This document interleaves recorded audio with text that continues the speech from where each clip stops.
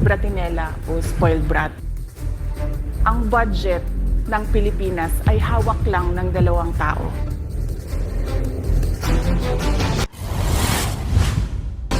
Magandang araw po, Madam Vice President. Una sa lahat, nagpapasalamat po kami sa pagkakataon na binigyan niyo po sa amin at makapagtanong po sa inyo.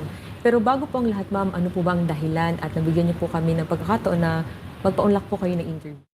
Maraming salamat sa pagkakataon na ibinigay sa akin ngayong araw na ito.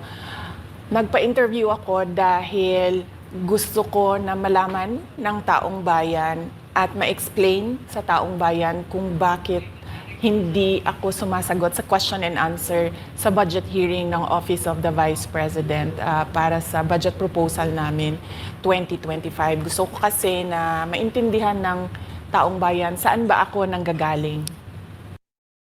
Madam Vice President, sa mga nakaraang linggo po, naging laman ng balita ang naganap na hearings sa House of Representatives po para sa 2025 OVP budget. May mga nagsasabi na nag-asal bratinelya daw po kayo, lalo na sa House of Representatives. Hindi daw po kasi kayo sanay na matanong sa mga bagay-bagay, kaya ganoon na lamang po ang naging asta ninyo. Ano po ang reaksyon niyo dito? Sanay ako na sumagot sa mga tanong ng mga bagay-bagay. Kaya nga, di ba, nagbibigay ako ng mga interview, kahit hindi siya arranged na interview, mga ambush interview ng media kung saan nakukuha nila yung mga katanungan ng taong bayan. Sanay ako sa ganyan at alam ng taong bayan na hindi ako bratinela o spoiled brat dahil kilala nila ako simula nung ako ay nasa Davao pa, simula nung ako ay mayor pa, hanggang naging vice president ako.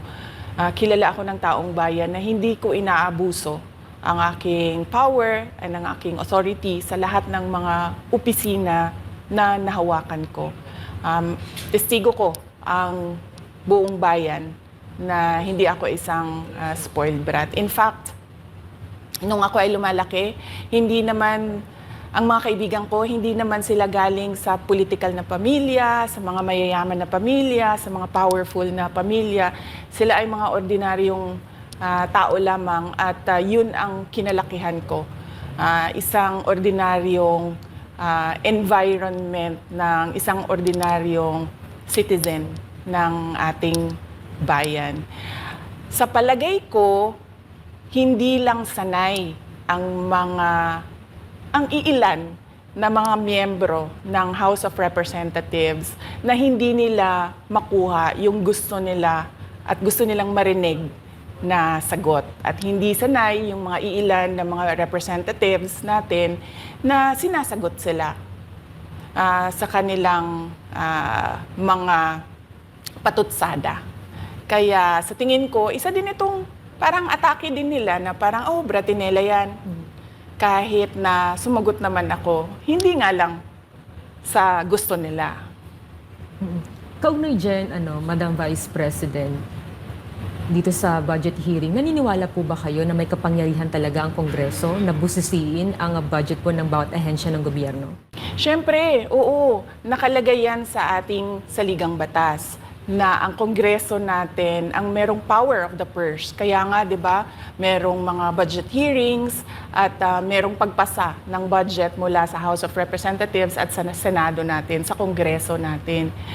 Kinikilala natin yan. Kaya nga, di ba, pumunta tayo doon sa Senate hearing, pumunta tayo doon sa House of Representatives na hearing dahil nagpresenta tayo ng budget.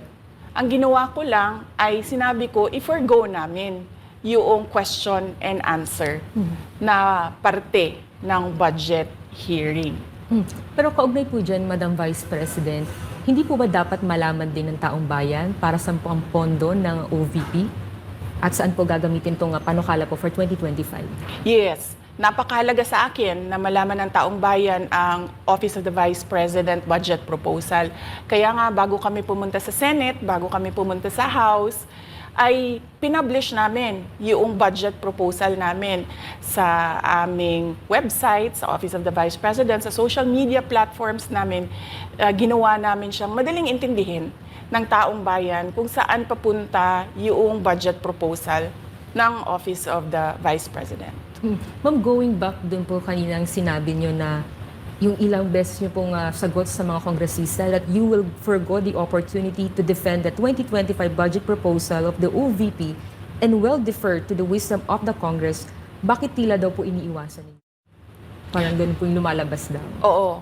Kasi sinasabi ko pa ulit-ulit yon na sinasabit namin sa Congress ang budget ng Office of the Vice President at iniiwan namin sa Kongreso ang desisyon kung ano ang gagawin nila para sa Office of the Vice President. Kaya fino-forgo na namin yung question and answer.